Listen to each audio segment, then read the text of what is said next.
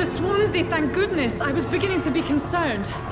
Worry no more, Nurse Crane, for I bring good news. Oh, Doctor, what a night. We lost 2 more patients. Nurse Scow said she couldn't take it anymore and resigned. Yes, well, I'll make a new rota in the morning. In the meantime, find a good bed for Mr. Hampton. Be sure to pay attention to his needs. Of course, Doctor. Oh, and Dorothy? Yes, Doctor? Dr. Reed here has just returned from the front. He served King and Country and will be joining us here at Pembroke. We're very lucky to have gained a surgeon of his talent, and one so experienced in blood transfusions. That is good news indeed, Doctor. Oh, yes.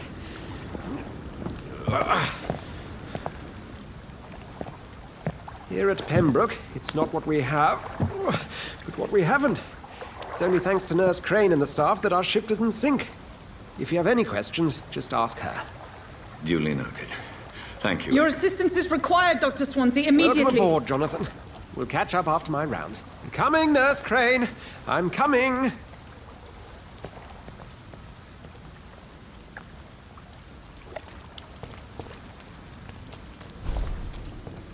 Come on, you bastard.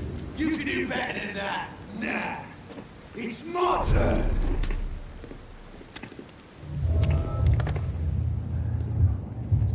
Rotten or crusty, each heart contains the seeds of life. Drink at this river, try it all.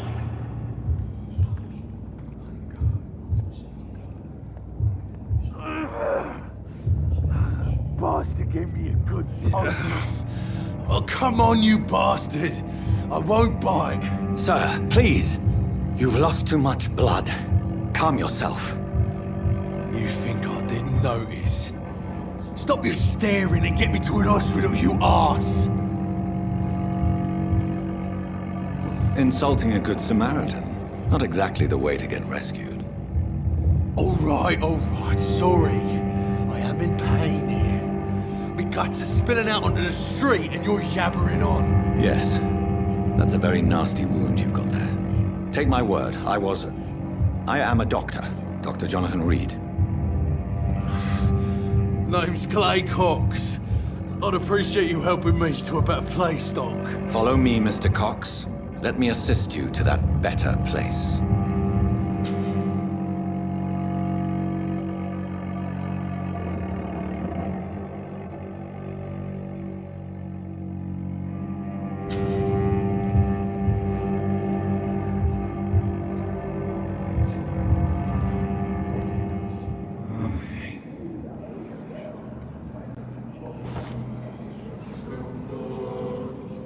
Bring this fading light into the shadows.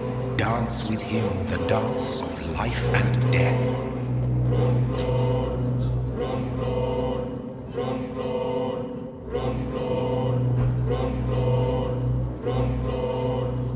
No more. Not tonight. Not like this. I will not take another life.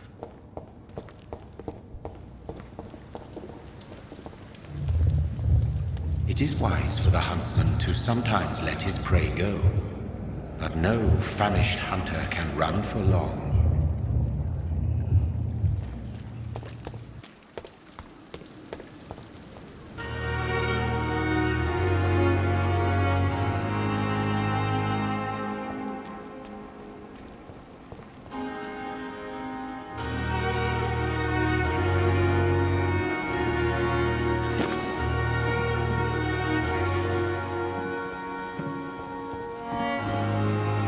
Doctor, where have you been?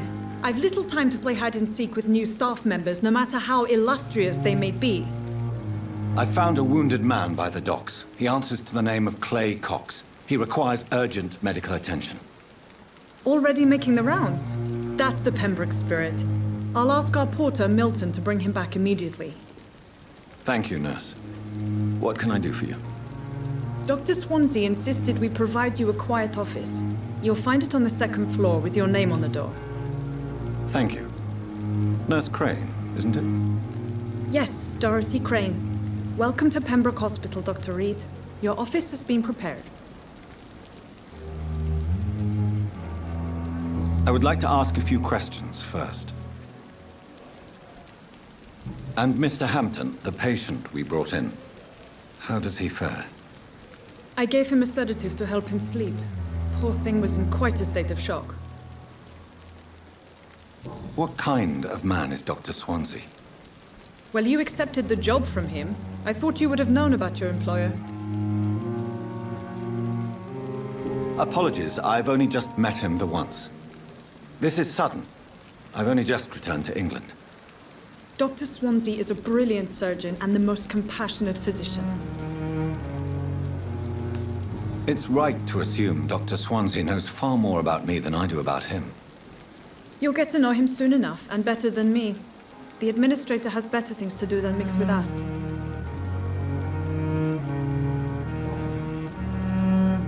If you could point me in the direction of my room again, nurse.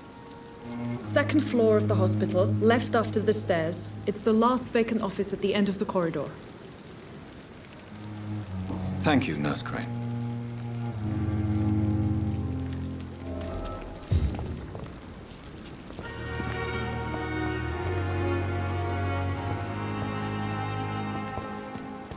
Another night with the glorious.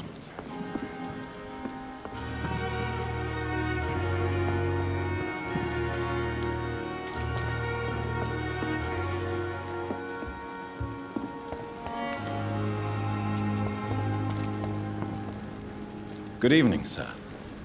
I'm Dr. Jonathan Reed. I'm new here. I've already heard about you, Dr. Reed. I'm Milton Hooks, the ambulance driver for this shithole of a hospital. That's quite a blunt introduction, Mr. Hooks. You can call me Milton. I like to speak my mind, Dr. Reed. Perk of the job. Don't judge me, and I won't judge you. I'm not sure I understand what you're talking about. Well, I'm no doctor, but I'm pretty sure a gun can't be used as a surgical instrument. You have a keen eye. I learned to shoot during the war, and have carried one ever since. Old habits die hard. No need to explain, Dr. Reed. And if you ever need a better gun, remember, I may have something for you. How is the situation around here? You want to hear the situation is all right? It's fucking awful. We lack everything, and it's getting worse every day.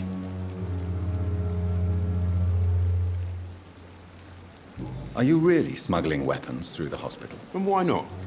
I've already been attacked by patients, you know. And by gang members willing to steal my money. But you're not defending yourself. You're selling guns to civilians. You keep people alive your own way, Doctor. I offer them another way to protect their health.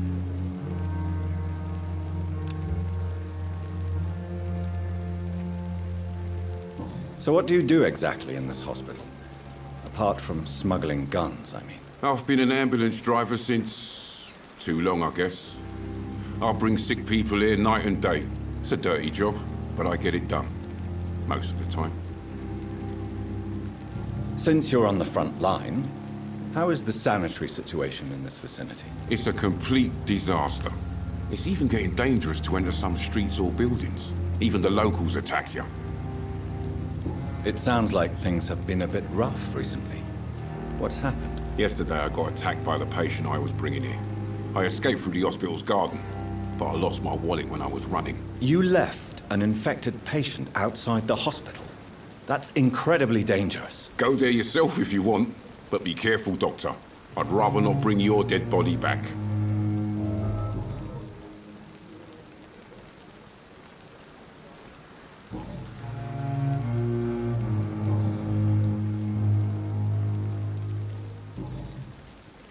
I'd like to see your goods. Wise choice, Dr. Reed.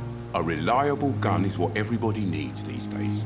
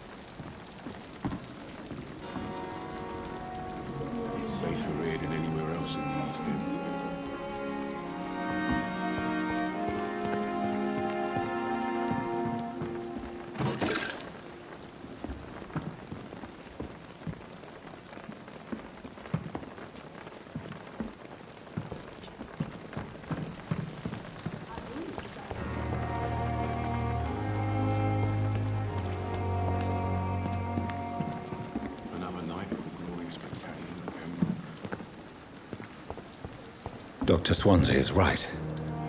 This place seems perfect to conduct my research. Good evening, miss. I'm Dr. Reed, the new surgeon at the Pembroke Hospital. And who are you? Your name has no meaning to me, mortal. You're nothing but dust blown by the winds of eternity. I beg your pardon? What are you begging for, mortal? My clemency? Well, tonight maybe I'm inclined to mercy.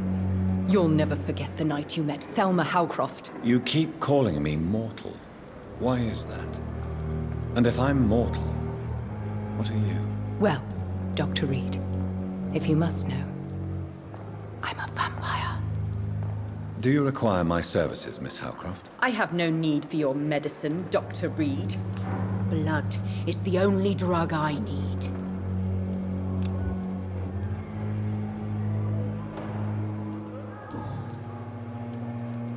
And why do you believe you're a vampire? I don't need to believe anything.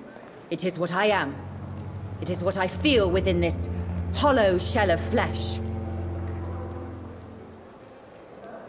Please, describe to me how you feel.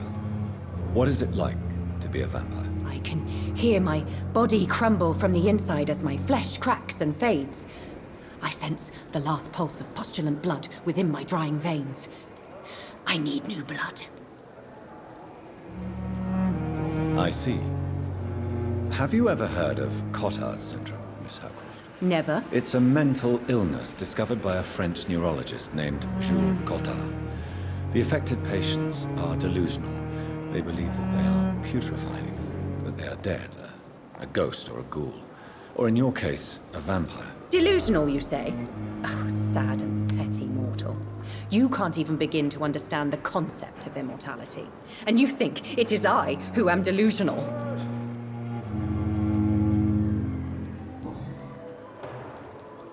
I'm assuming you must be a patient here. Am I right, Miss Howcroft? It's only a cover. To hide from my enemies. I can leave whenever I want. As a woman, a spirit, fog, or bat.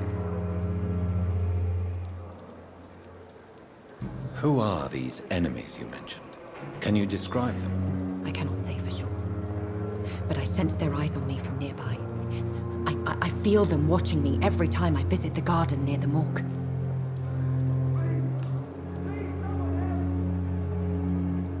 The staff here are not your enemy. They're here to help you, to care for you. I'm not speaking of the doctors in white. I'm speaking of the men and women who hunt me. For I am a vampire. I see. Don't worry. These people will not find you here.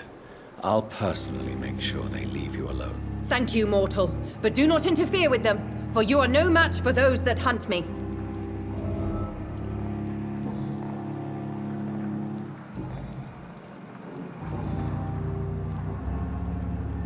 Who are you really, Miss Howcroft? I mean, apart from being a vampire. Is that not enough for you, puny mortal? What do you require? Proof of my powers? I'm curious to know who you were before becoming a vampire. It was such a long time ago, I don't remember. Centuries of unholy life can have strange effects on one's minds, you see?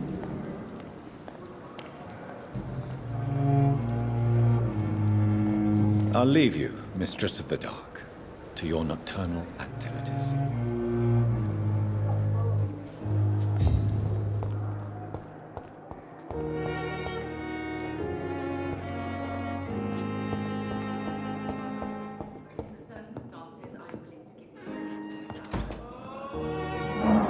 Good evening, Doctor. I believe we're going to be working together. Dr. Reed. Dr. Swansea informed us of your arrival, but I could not dare to believe we'd have such good fortune. Such an honor, sir. Thank you. And you are? I am Thoreau Strickland, Dr. Thoreau Strickland. I'm a great admirer of your work, Dr. Reed.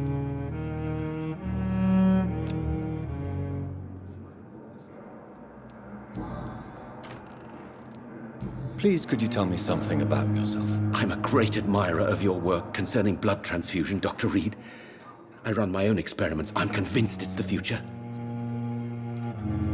What made you choose to be a doctor? I'm not ashamed to admit you and your work have inspired me. I am honored to have the opportunity to work by your side.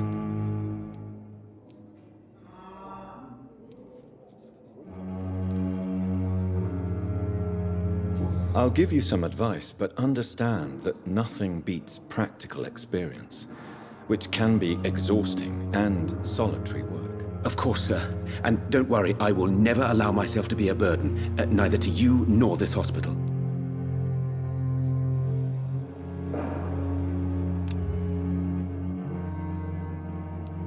I based my technique on my mentor's research. He helped me perfect my method. What is yours? I'd rather not talk about it. For now, it's just theories and first approach. My process is purely experimental and unsuccessful. As long as you're cautious and methodical, you may remain empty-handed, but you won't fail. You're not the first one to warn me, but I am convinced knowledge is the main weapon against the ravages of this epidemic.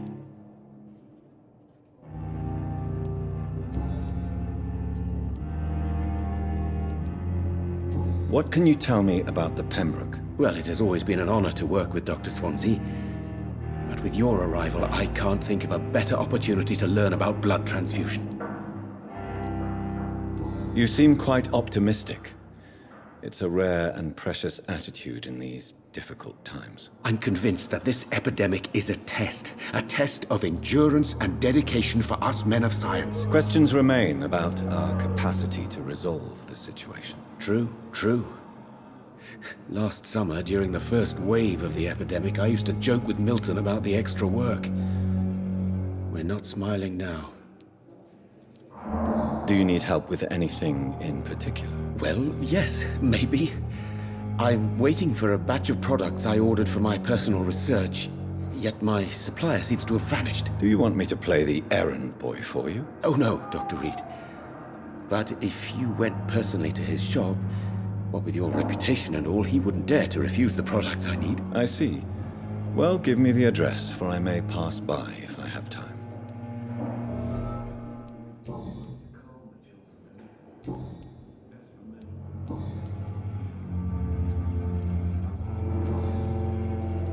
Goodbye, Dr. Strickland.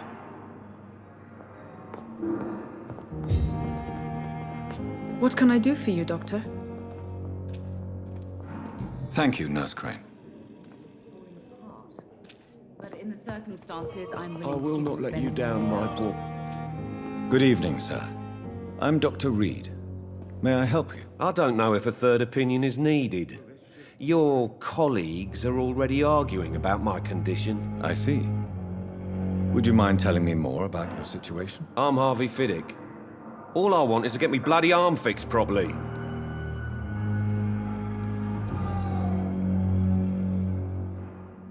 Is there anything else that's bothering you?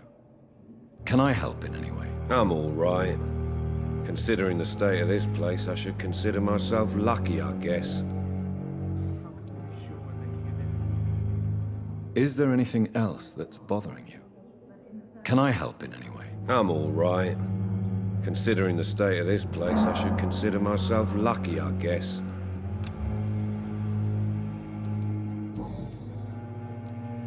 Tell me about yourself, Mr. Fiddick. I'm just a regular guy waiting to get his arm fixed, so I can return to work and to my family. I was more curious about what you were doing before being hospitalized. I'm a carpenter, and a good one too. But that means I need both arms to feed my family, Dr. Reed. Are you satisfied with your treatment here? Well, it's clear that I've chosen a bad time to be injured.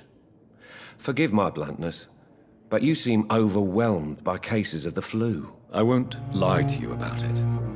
I'm afraid we are. Are you sure you don't want to operate yourself, Dr. Reed? I have the feeling you're very capable, and your colleagues seem to think so too. In other circumstances, you would be right. But for now, I don't think I can take on the responsibility. My apologies.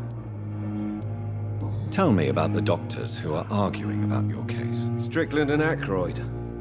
They both want the best for me, but there's a lot of pride there. Doctors are no different from carpenters, it seems. What do you mean? I often had professional arguments with rivals on a building site. Difference is, I disagreed about wood and nails, not flesh and bones.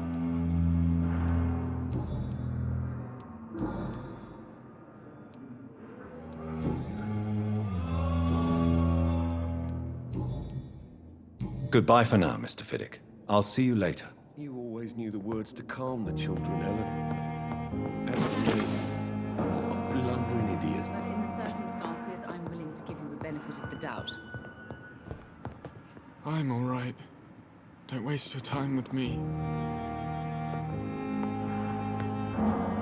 So many deaths. And still more coming. Good evening, madam. Can I help you? It's my son who needs you, sir. I'm Dr. Jonathan Reed. How can I help your son? I'm Beatrice Goswick, mother of Mortimer Goswick.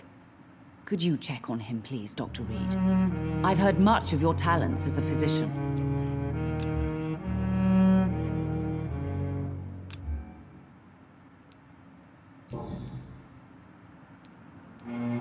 What can you tell me about yourself, Mrs. Goswick? Not much to say. Just take care of my Mortimer and I'll cover all the expenses. That's all that matters. Are you really that rich? Most of the patients here are of a more humble origin, if I may say so. Yes, thanks to my husband. May he rest in peace. I can cover any needed medical expenses. May I ask if you have an occupation, Mrs. Goswick? I'm a teacher by profession. I teach young women who are more ambitious about their futures than their families.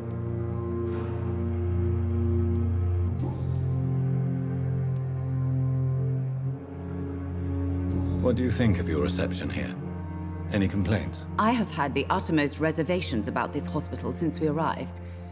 But we had no other choice, considering the state of emergency. Is there something in particular that's bothering you? Some of the staff were not especially welcoming. I suspect they're not accustomed to dealing with patients of such social standing. Tell me more about your arrival at the Pembroke Hospital.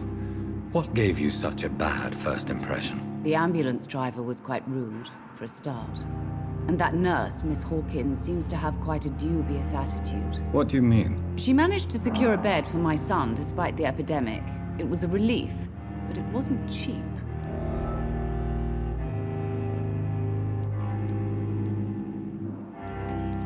I share your concern, Mrs. Goswick. Be sure that I'll talk to the people involved. I don't expect compensation, Dr. Reed. But I'm aware such behavior would not be tolerated in other hospitals. She charged you for a bed? Yes, and I paid without question, considering the urgency of the situation.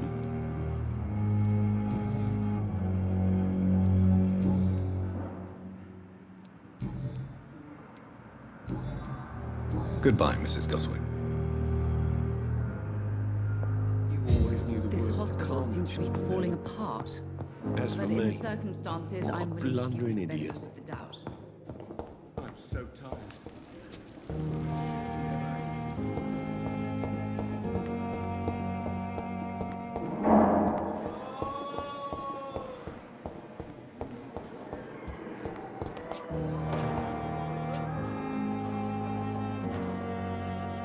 Good evening, nurse. Good evening, Doctor. I don't think we've been introduced yet. My name is Pippa Hawkins. And I'm Dr. Jonathan Reed. Dr. Swansea has recently offered me a position in this hospital. Well, it's a euphemism that your help will be appreciated, Doctor.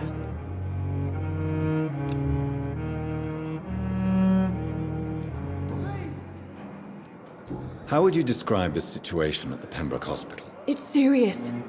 The flu is wreaking havoc amongst the staff and patients. We are running out of everything. You must get a hold of yourself, nurse.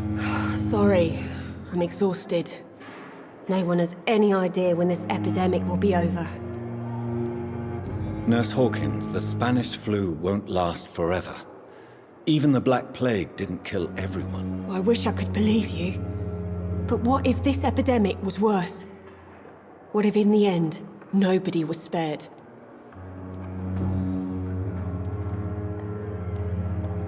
How long have you been a nurse? Well, long enough to see that the epidemic is winning.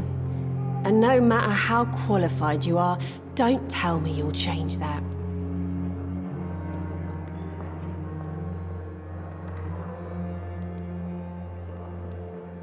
You'd be surprised what dedication can achieve, Nurse Hawkins. In medicine, sometimes we're just a test result away from a miracle. sorry, Doctor. I don't want to sound bitter, but I'm just too tired to give a pep talk like Nurse Brannigan.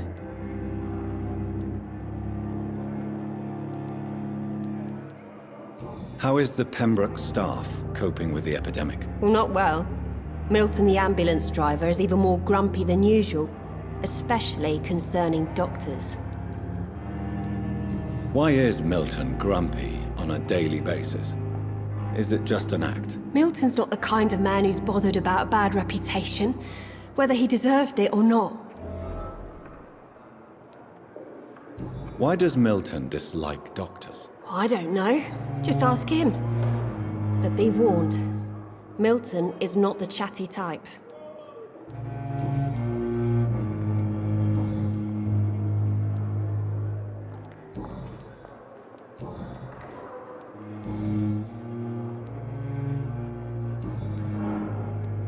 Goodbye, Nurse Hawkins.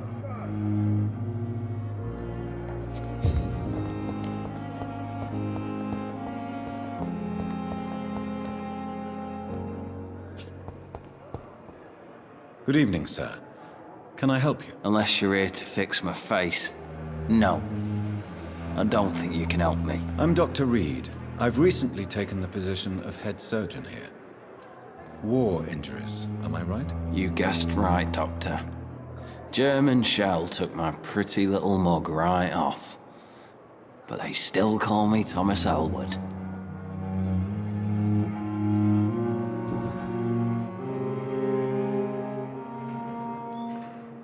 How is your stay with us, Mr. Elwood? Oh, it's bliss. I just escaped death in the trenches to be surrounded again by the moans of the dying. Can I ask you precisely why you're a patient here? It's the pain, sir. The drugs don't work. It just hurts under the scars, if you get my drift. Can I do anything for your pain? Nurses gave me a bunch of pills. No effect. Told you. It's like the flames are under my skin, burning away. Who is treating you? Is someone in particular looking after your case? Nobody since the old and tired doctor spoke to me. Started to think I was forgotten about. Wouldn't blame you. You don't seem worried by that. My face hurts so much more when I smile or cry. I've learned it's easier not to speak. But be assured I'm smiling inside.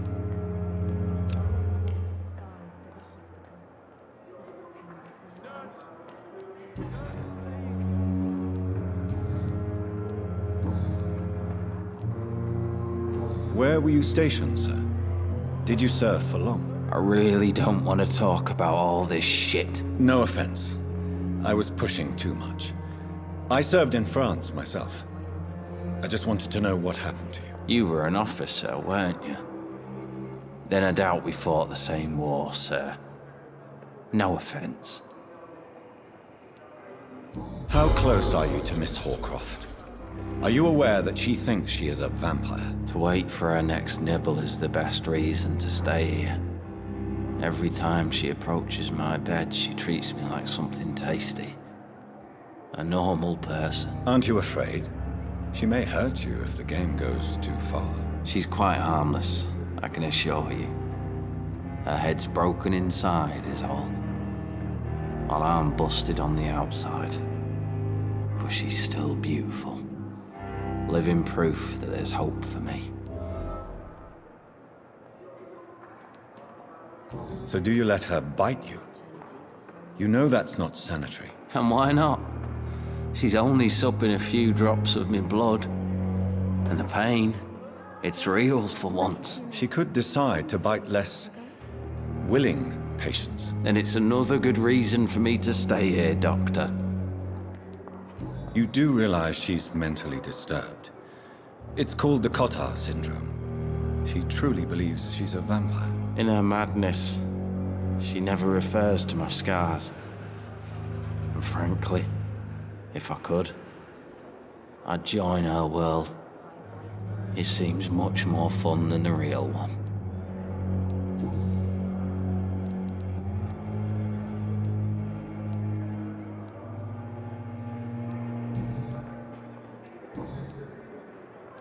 How is your stay with us, Mr. Elwood? Oh, it's bliss. I just escaped death in the trenches to be surrounded again by the moans of the dying. Can I ask you precisely why you're a patient here? It's the pain, sir. The drugs don't work. It just hurts under the scars, if you get my drift.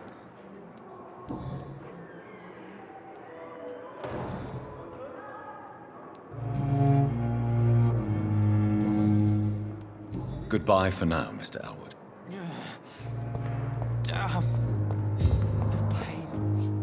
Good evening, Mr. Hampton.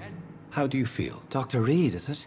Oh, sir, I must apologize for my behavior. What do you mean? I was not myself in the factory.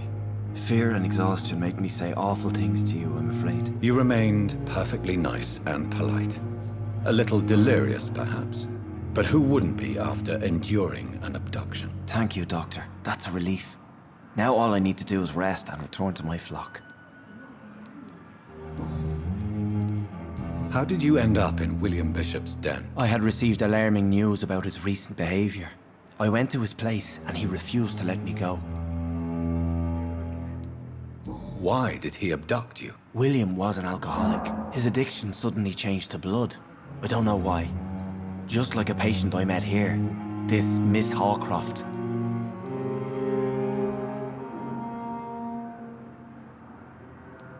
You dared to enter this awful place alone. You're a hero, Mr. Hampton. Or a fool. I'm just a man trying to help his friends, Dr. Reed. William Bishop was a conflicted soul, searching for light.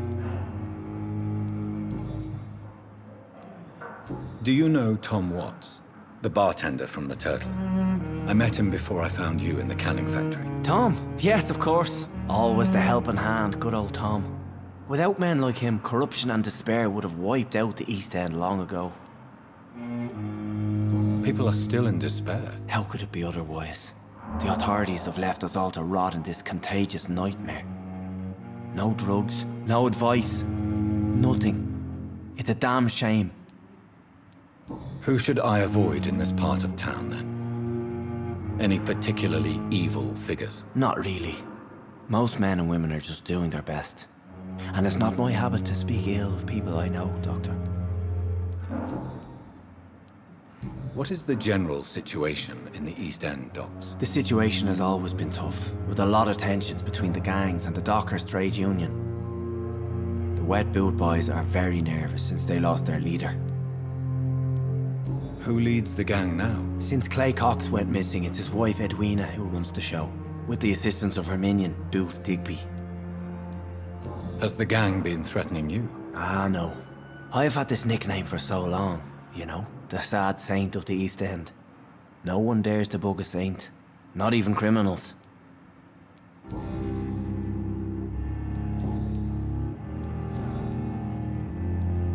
What do you do for a living, Mr. Hampton? I can't help but notice the cross around your neck. I manage a night asylum for the poor and homeless of the docks. And I try to guide the lost and hesitant on the right path to our Lord.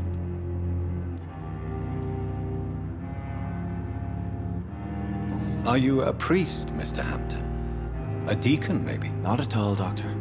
I'm just a man of faith willing to preach the good word. Why didn't you use your cross against William Bishop? To repel him somehow? That's a very strange question, Doctor. A cross is no magical token, if that's what you were trying to say. Not mine, anyway. How do you feel, Mr. Hampton? Medically speaking, I mean. I feel exhausted. Beyond exhaustion, actually. William drank so much of my blood in his madness. I feel empty. You're in good hands here. Dr. Swansea is well versed in blood transfusion, and I'm sure he'll take the best care of you. Thank you, sir. I believe all I need is rest. And then I can go back to the people who need me. Have you made friends since you arrived? Not really, but I recognize Miss Harriet Jones. I knew her when she lived by the docks. That poor woman had such a miserable life. You never came to see her here at Pembroke? Receiving visits when sick can be an important part of the healing process, you know. We're not just bodies. You're preaching to the converted now, Doctor. To be truly honest, I thought she was dead. She left the docks many months ago. Goodbye, Mr. Hampton. We'll talk again later. So many deaths. And what of my own life?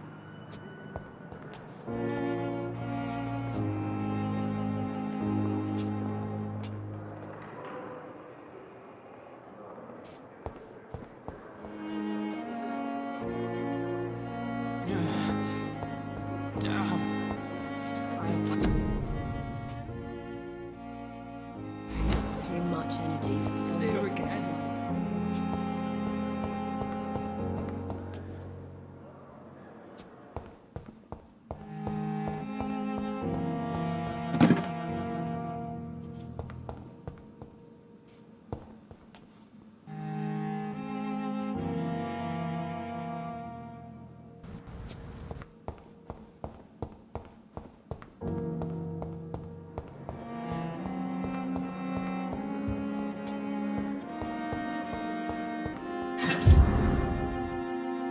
It's locked, all right.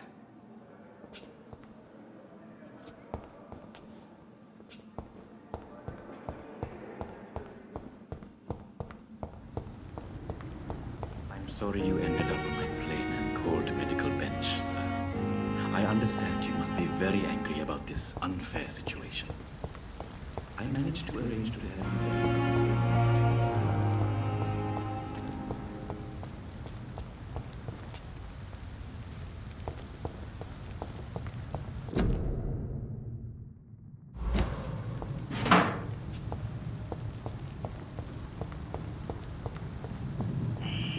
Scowl voices in the garden. I should investigate. If they were to find somebody.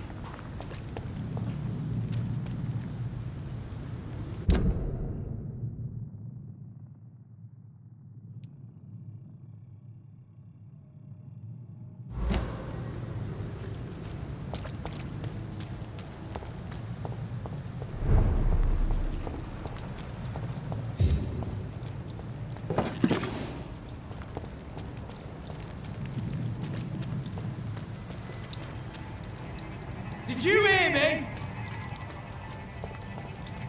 Look lively! He's on to us! Die, vermin!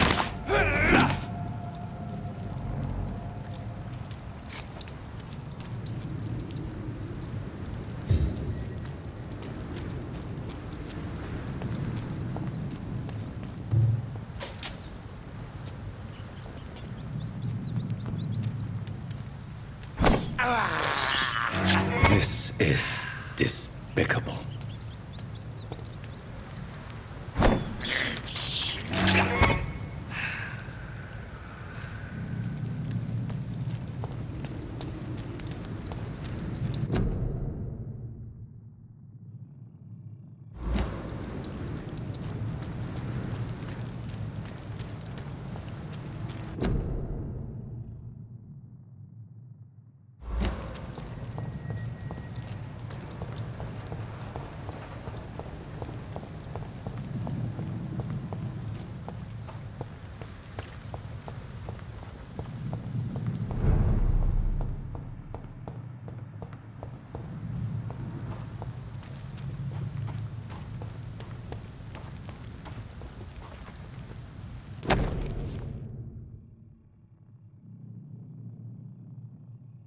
So, Mr. Hooks and Nurse Hawkins are an item.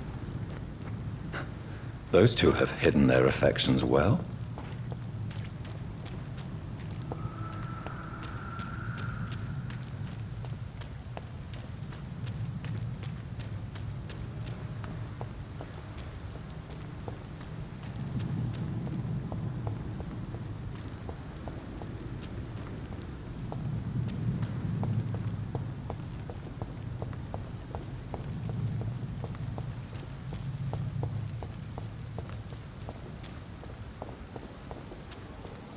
Thelma Howcroft said she was being watched by vampire hunters.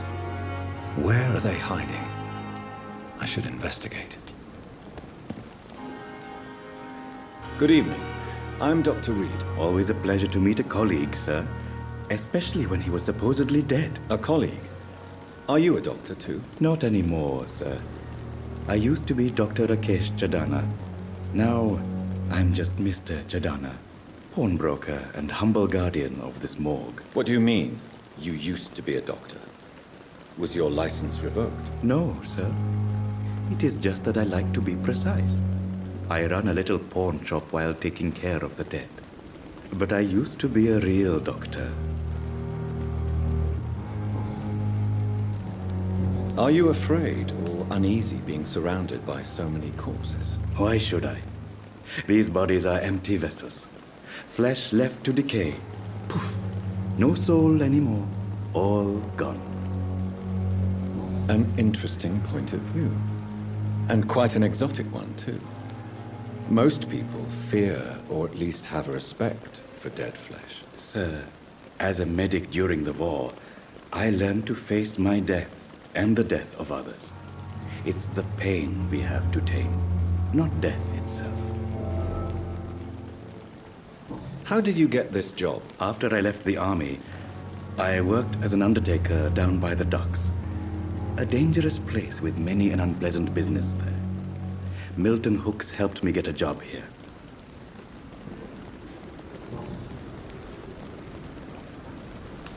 Have we met before? I don't think so, sir. Why? When we first talked, you said you were glad to meet me since I was reported dead. Funny story, sir.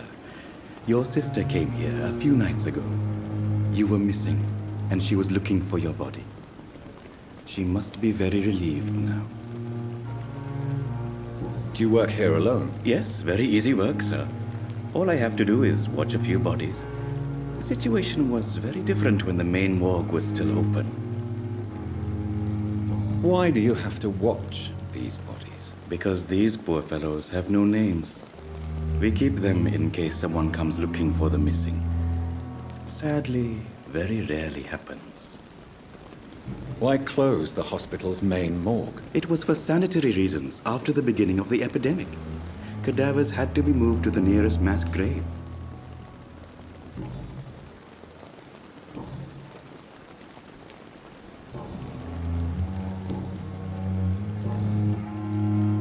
A pawnbroker?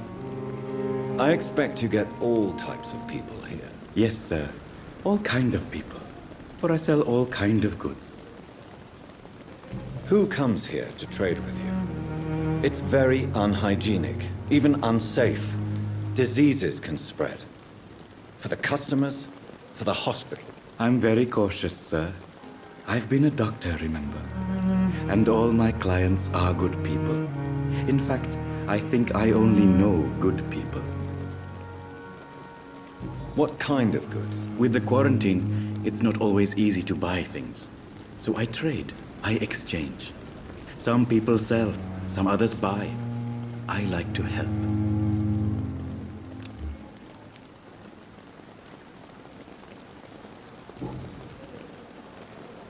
Since you're not afraid of dying, do you believe in life after death, Rakesh? No. I believe we must do all the good we can while alive.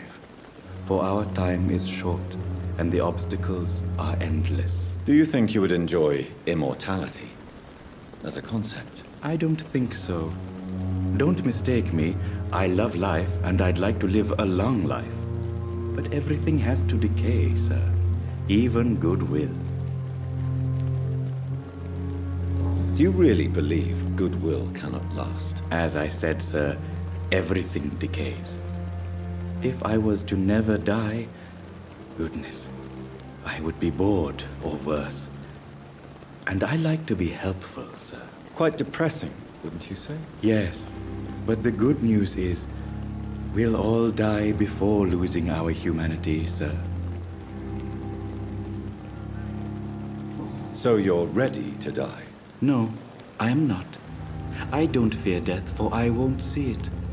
What troubles me is the pain my death will inflict to those I know. You're a wise man, Mr. Chidana. No, Dr. Reed. I am a foolish man. But I like to think otherwise.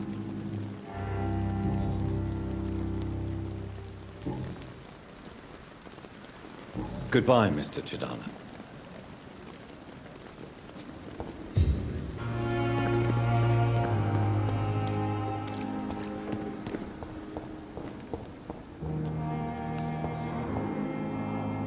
Good evening, Dr. Strickland. And good evening to you, Dr. Reed.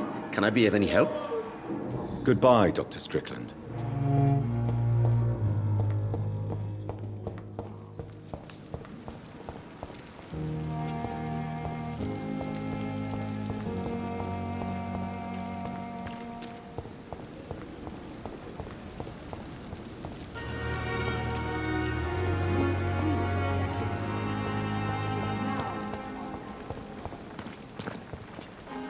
Good evening, Milton. Good evening, Doctor. Still trying to save lives?